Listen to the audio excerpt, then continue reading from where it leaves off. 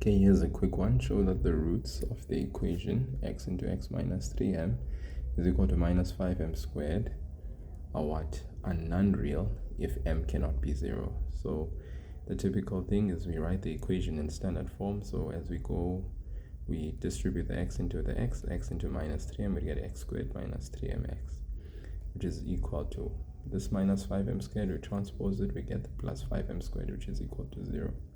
We identify a, the coefficient of x squared, which is 1. Identify b, the coefficient of x, which is minus 3m. We identify the constant term c, which is 5m squared.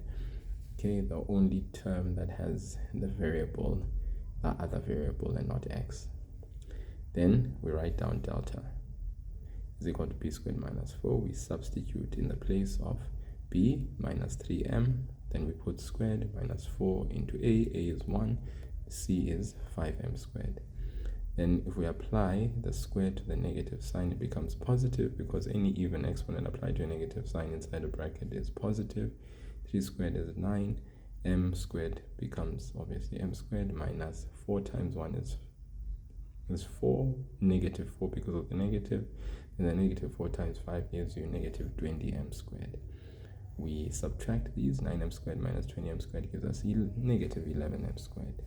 We're supposed to show that the roots of the equation are non-real only on the condition that m cannot be 0. Now, because of this negative sign, that means anything multiplied with this 11, anything multiplied with this m squared will become negative ultimately. You substitute any value in the place of m, it will become positive because of this squared. 0, on the other hand, 0 squared will become 0, and 0 times negative 11 will give us 0 for delta.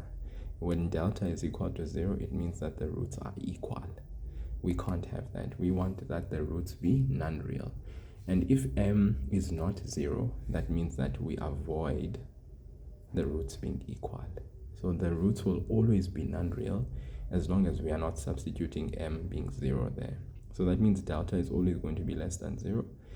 That's if m cannot be 0. So therefore we can conclude indeed that the roots are non-real, because it's when delta is negative, which we can be assured of as long as we don't substitute in the place of m0.